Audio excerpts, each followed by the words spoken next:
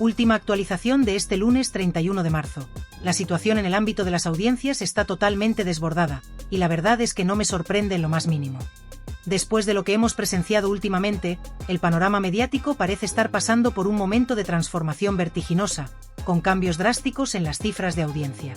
La cuota de pantalla del programa de Ana Rosa ha alcanzado cifras realmente sorprendentes, subiendo niveles que hace tiempo no se veían, mientras que el programa de Carlota Corredera ha tocado fondo, registrando una cuota de apenas un 1% y con tan solo 122,000 espectadores. Esta caída es casi dramática, considerando lo que alguna vez representó. En el caso de Emma García, su programa del fin de semana en Unidos tampoco está pasando por su mejor momento, con un 9% de audiencia. Esta situación es un claro reflejo de la crisis que algunos formatos de televisión están atravesando y también de la desconexión que ciertos programas tienen con la audiencia actual. Ahora bien, si nos detenemos a analizar el porqué de todo esto, a mí me parece que la causa es bastante clara.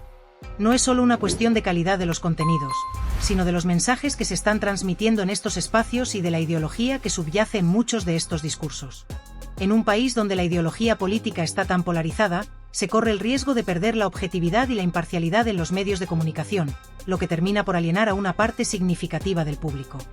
La sensación de que ciertos sectores de la sociedad intentan imponer sus propias ideas y prioridades a toda costa está generando una gran desconexión, y esto es lo que está detrás de esta fuga de audiencia. Los espectadores están cansados de los mismos discursos repetitivos y de ver cómo se manejan los temas sin un análisis profundo. De hecho, en este sentido, el tema que está dominando los titulares hoy es algo que no deja de sorprender por la gravedad de las implicaciones. Ana Rosa Quintana, en su programa, ha tomado una postura decidida al respecto y ha alzado la voz contra aquellos que están cuestionando la presunción de inocencia, que es uno de los pilares fundamentales del Estado de Derecho. La realidad es que, en los últimos tiempos, se está viendo con preocupación cómo ciertos discursos están poniendo en peligro principios tan básicos como este. La presunción de inocencia, que ha sido un pilar básico del derecho penal desde tiempos de los romanos, está siendo cuestionada de manera flagrante por algunos sectores de la política y la sociedad. Y todo esto, muchas veces, bajo el argumento de que no pasa nada si se salta este principio, especialmente cuando el acusado es un hombre. Esto es lo que está ocurriendo en el contexto de uno de los casos más mediáticos de los últimos tiempos, el de Dani Alves. Hoy, la ministra de Igualdad, María Jesús Montero, y muchos otros, están usando este caso para tratar de dar un golpe a la presunción de inocencia, y por ende, a la confianza en las instituciones judiciales. El tribunal que en su momento absolvió a Dani Alves lo hizo de manera unánime, pero ahora se está cuestionando esa decisión, e incluso se están poniendo en duda las pruebas y los testimonios que se presentaron en el juicio. Todo esto bajo la excusa de que, si se trata de un hombre, ya es culpable antes de que se demuestre lo contrario. Es una postura peligrosa, porque se está extendiendo la idea de que la presunción de inocencia ya no tiene cabida, especialmente si el acusado no se ajusta a ciertos perfiles. Y lo peor de todo es que no solo se cuestiona la validez de las decisiones judiciales, sino que también se está atacando el sistema de justicia en su conjunto. Ana Rosa Quintana, en su editorial de hoy, ha dejado claro que este tipo de actitudes son inaceptables y que no se puede permitir que se ponga en duda un principio tan fundamental. No se trata solo de un caso aislado, sino de una tendencia más amplia que está afectando la manera en que percibimos la justicia. Estamos hablando de un ataque a los principios que han garantizado los derechos humanos en España desde que se ratificó la Declaración Universal de los Derechos Humanos en 1977, tras el fin de la dictadura. Desde entonces, se ha reconocido que toda persona acusada de un delito tiene derecho a ser considerada inocente hasta que se demuestre lo contrario. Esta es una premisa fundamental del derecho penal, y es esencial para garantizar que las personas no sean condenadas sin pruebas, sin un juicio justo. Ahora bien, la postura de la ministra Montero es aún más preocupante, porque está desmantelando, poco a poco, los pilares que sustentan la igualdad entre hombres y mujeres. Según su lógica, parece que la palabra de la denunciante debe prevalecer por encima de todo, incluso por encima de las pruebas, y si el acusado es un hombre, entonces ya no se le debe aplicar la presunción de inocencia. Este tipo de discursos, además de ser peligrosos, también son profundamente injustos, ya que no solo están rompiendo el principio de igualdad ante la ley, sino que también están alimentando una visión distorsionada de la justicia, donde las decisiones se toman en función del género y no de los hechos. Es necesario recordar que el tribunal que juzgó el caso de Dani Alves no fue un tribunal cualquiera, sino un tribunal compuesto por mujeres progresistas y un hombre. El fallo fue claro, no se pudo probar que existiera suficiente evidencia para condenar a Alves. En ningún momento se puso en duda si la presunta víctima fue agredida, sino que el juicio se centró en si existían pruebas suficientes para una condena. Es precisamente por este tipo de decisiones imparciales que el sistema judicial se gana la confianza de la sociedad, y no se puede permitir que se cuestione o se deslegitime este tipo de sentencias solo porque no se ajustan a una narrativa determinada. Lo que está sucediendo hoy es que, por un lado, se está empujando para que la presunción de inocencia se elimine, y por otro, se están creando nuevas normas y regulaciones que intentan adaptar la justicia a un discurso político y a una visión ideológica que no tiene cabida en un Estado de Derecho.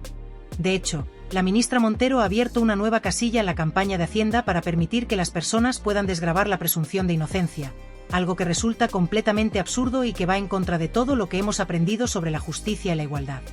Esta medida, además de ser un insulto a la inteligencia, es un atentado contra las garantías procesales que protegen a todos los ciudadanos.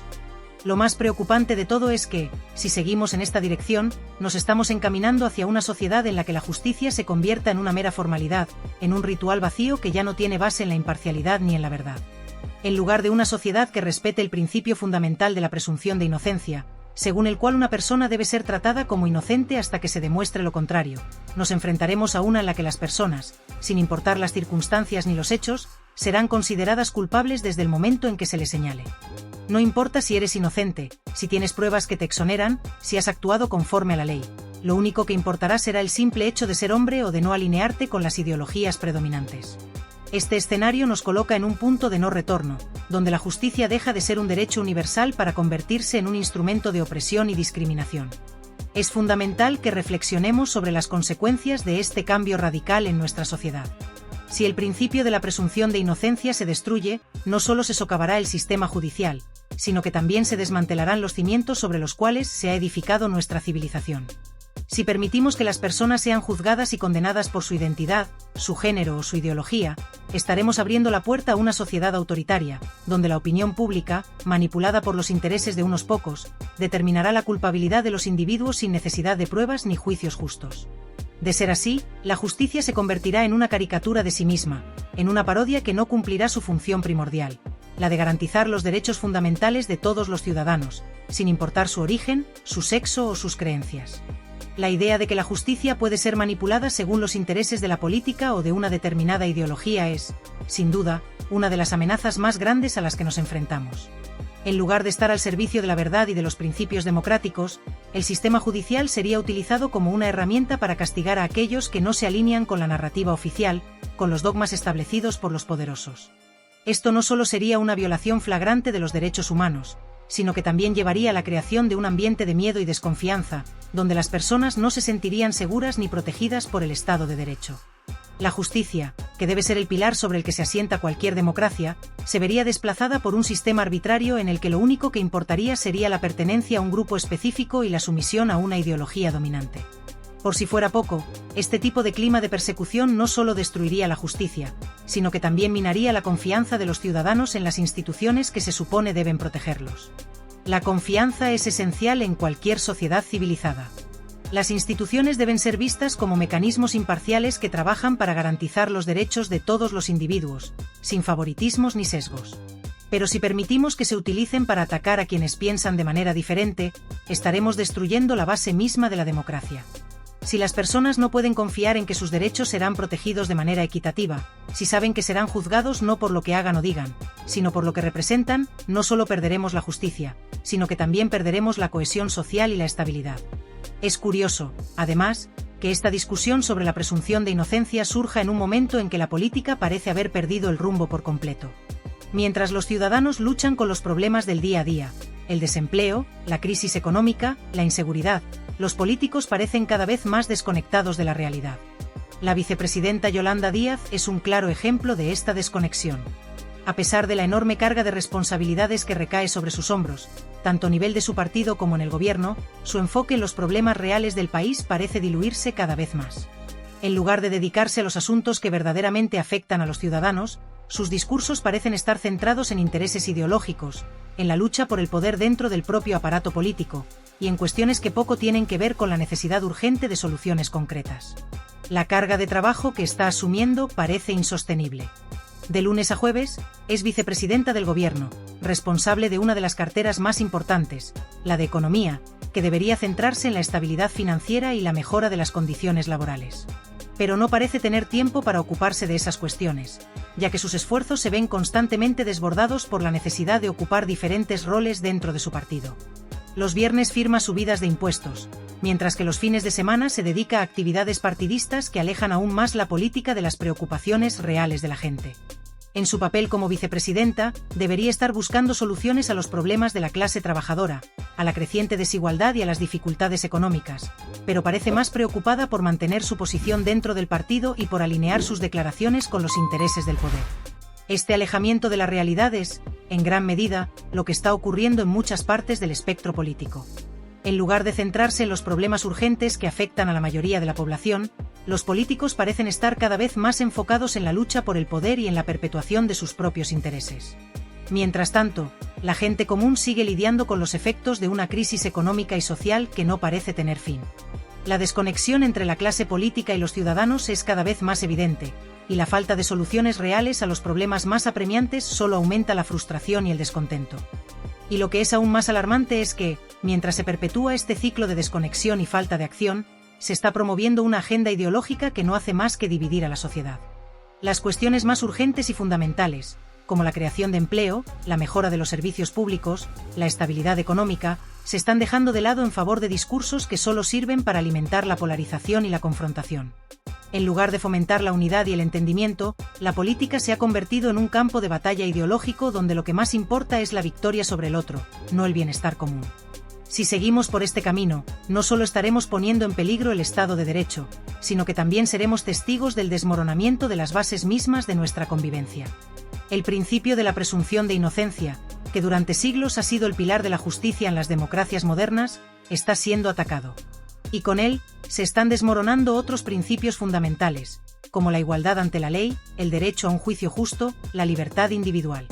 Si permitimos que esta tendencia continúe, lo que está en juego no son solo los derechos de un hombre o una mujer, sino la propia naturaleza de nuestra sociedad.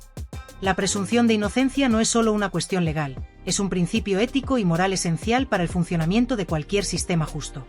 Si lo perdemos, si permitimos que se destruyan las garantías procesales que protegen a cada individuo, estaremos dando paso a un futuro donde la justicia se convierta en un instrumento de control y represión.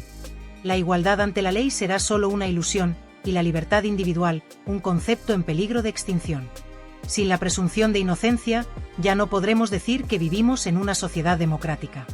Habremos abandonado todo lo que nos hace humanos, todo lo que da valor a nuestras vidas y nos permite vivir con dignidad. Si caemos en esta trampa, perderemos todo lo que nos define como sociedad. La amenaza más grande que enfrenta la clase trabajadora en este momento es la falta de oportunidades que se les brindan para mejorar sus condiciones de vida. En un mundo donde la educación se ha convertido en un privilegio y no en un derecho accesible para todos, los que tienen la suerte de acceder a ella deben aprovecharla al máximo. Solo a través del esfuerzo, la perseverancia y la constante capacitación podrán aspirar a una vida mejor, a alcanzar esa estabilidad económica que parece tan lejana. Pero lo que resulta completamente indignante y preocupante es cómo ciertos sectores del gobierno parecen ver la educación privada como un obstáculo o una amenaza para el futuro de la democracia. En lugar de valorar que la educación, especialmente la de calidad, es una de las herramientas más poderosas para romper las cadenas de la desigualdad, se la presenta como algo negativo y peligroso para la sociedad. Es un error profundo y dañino, especialmente cuando la formación universitaria es una de las principales formas de ascender socialmente. Es una verdadera vergüenza ver a figuras como esta en el gobierno. Más allá de las diferencias políticas, es difícil no sentir una profunda sensación de repudio hacia quienes ocupan estos puestos y a la vez niegan las realidades que viven millones de ciudadanos. Es un error no solo cuestionar el valor de la educación privada, sino también desestimar a aquellos que logran acceder a ella como si sus esfuerzos y sacrificios fueran irrelevantes o perjudiciales para el progreso de la sociedad. Lo que resulta aún más desconcertante es que quienes critican abiertamente a estas universidades privadas tal vez ni siquiera conocen la trayectoria educativa de sus propios líderes. Es un acto de hipocresía que debería hacernos reflexionar seriamente sobre el rumbo que estamos tomando. En cuanto a la situación política que estamos viviendo, es evidente que el actual presidente del gobierno no representa los intereses de los trabajadores ni de la gente que realmente necesita un cambio significativo. En lugar de ser un defensor de los derechos de los más vulnerables, parece más bien una amenaza para ellos. La clase trabajadora, que tanto ha luchado a lo largo de la historia por obtener mejores condiciones laborales, se ve constantemente desamparada por un sistema que, lejos de reconocer su esfuerzo, parece estar promoviendo políticas que solo benefician a unos pocos. ¿Cómo es posible que el líder de un gobierno que se dice socialista sea quien más atenta contra los intereses de aquellos que más necesitan protección? Lo peor de todo esto es la manera en que se banalizan los problemas reales a los que nos enfrentamos. La discusión sobre escaños o escalones es solo un ejemplo de lo lejos que estamos de centrarnos en lo que realmente importa. Mientras el país está sumido en una crisis que afecta directamente a los más vulnerables, algunos prefieren perder tiempo discutiendo términos vacíos y sin sentido. Este tipo de debates no solo no aportan nada a la solución de nuestros problemas, sino que además fomentan una sensación de desesperanza y frustración entre la ciudadanía. La política ha dejado de ser un medio para mejorar la vida de las personas y se ha convertido en un circo donde las apariencias y los discursos vacíos son más importantes que las acciones concretas. El caso de Irene Montero es un claro ejemplo de cómo la política puede distorsionar la realidad y desviar la atención de los problemas más graves. Mientras su partido lidia con una serie de escándalos relacionados con abusos sexuales, Montero ha optado por no condenar ninguno de estos casos y ha cuestionado incluso el testimonio de las víctimas. Esta actitud es completamente inaceptable y demuestra una falta total de empatía hacia aquellos que han sufrido. Y lo que es aún más perturbador es que, cuando los acusados no pertenecen a su partido, la situación cambia drásticamente. Si el acusado es alguien del ámbito político o del mundo del deporte, como en el caso de algunos futbolistas, se recurre inmediatamente a la condena pública y al linchamiento mediático, sin esperar a que se determine la culpabilidad o inocencia en un juicio justo. Pero si el acusado pertenece a su partido o a sus círculos cercanos, las mismas reglas no se aplican. Este doble rasero pone de manifiesto la hipocresía y la manipulación que caracteriza a muchos de nuestros políticos. Si una víctima denuncia públicamente, se la acusa de buscar atención o dinero. Si opta por guardar silencio, se le critica por no hablar.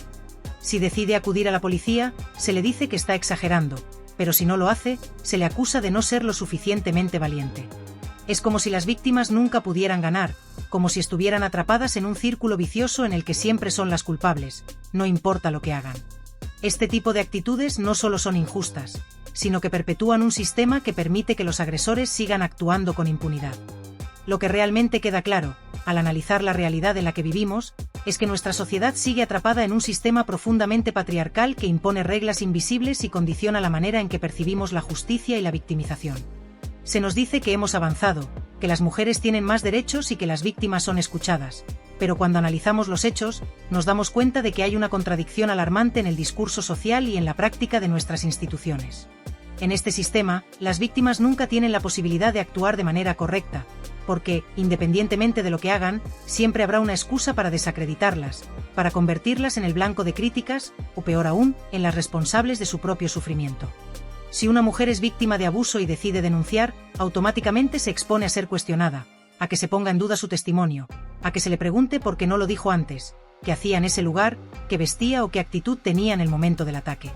Se le acusa de exagerar, de buscar atención, de querer fama, dinero o venganza. Se le coloca bajo un microscopio en el que su vida es analizada al detalle para encontrar cualquier contradicción que pueda ser utilizada en su contra. Se le somete a un juicio social paralelo al judicial, en el que la opinión pública se encarga de decidir si es una verdadera víctima o no. Pero, ¿qué significa ser una verdadera víctima para esta sociedad? La respuesta es perturbadora. Una víctima aceptable es aquella que se mantiene callada, que no lucha, que no exige justicia, que acepta su destino sin protestar. Si una mujer, después de ser abusada, sigue con su vida, intenta recuperarse y se muestra fuerte, se dice que en realidad no sufrió tanto. Si, por el contrario, se derrumba emocionalmente, se le acusa de estar dramatizando y de querer llamar la atención. Si acude a la justicia, es porque busca destruir la vida del agresor, pero si no lo hace, es porque está permitiendo que otros sufran lo mismo. Y si el caso llega a los medios, siempre habrá quienes digan que está manipulando la situación para obtener algún beneficio. Pero lo más alarmante es que este fenómeno no solo ocurre en el ámbito social, sino que también se ve reflejado en las instituciones encargadas de impartir justicia. A pesar de los avances legales y de los cambios en la legislación para proteger a las víctimas, la realidad es que el sistema judicial sigue fallando. Vemos casos en los que las pruebas son claras, en los que los testimonios son sólidos, en los que todo indica que ha habido un abuso, pero aún así, las decisiones judiciales sorprenden por su falta de rigor y empatía con las víctimas. ¿Por qué sucede esto? Porque, en el fondo, El sistema sigue priorizando la presunción de inocencia del agresor por encima de los derechos de la víctima. Y lo peor de todo es que cuando la víctima es alguien que no encaja dentro de los parámetros establecidos por la sociedad, cuando su historia no es la que la gente espera escuchar, cuando no responde al estereotipo de mujer inocente y frágil, entonces su caso es descartado automáticamente. Nos encontramos en una situación en la que el machismo y los prejuicios se infiltran incluso en la forma en que evaluamos la justicia, distorsionando la realidad y permitiendo que los agresores continúen con total impunidad. Pero esta no es solo una cuestión de género. Es también una cuestión de poder. La justicia no es ciega, ve perfectamente a quien debe proteger y a quien debe castigar. Vemos constantemente cómo algunos hombres, cuando pertenecen a ciertos círculos de poder, reciben un trato completamente distinto. Los mismos que critican a las víctimas por hablar, los mismos que piden pruebas irrefutables para creerlas, son los que defienden a capa y espada a ciertos acusados sin exigirles ninguna evidencia de su inocencia. Son los que buscan excusas para justificar sus acciones, los que minimizan sus crímenes, los que los presentan como simples errores o deslices, mientras destruyen por completo la vida de cualquier víctima que se atreva a denunciar. Si permitimos que esta situación continúe, estamos condenando a las futuras generaciones a vivir en un mundo donde la verdad se manipula según los intereses de los poderosos, donde la justicia no es más que una herramienta al servicio de quienes pueden comprarla o influir en ella. Y esto no solo afecta a las mujeres, afecta a todos. Porque cuando la justicia deja de ser imparcial, cuando se convierte en un arma política o en un instrumento de control, se desmorona el Estado de Derecho. Es urgente que dejemos de normalizar esta hipocresía. No podemos seguir aceptando que la justicia sea selectiva, que las víctimas sean tratadas con desprecio, que las denuncias sean descartadas sin la debida investigación.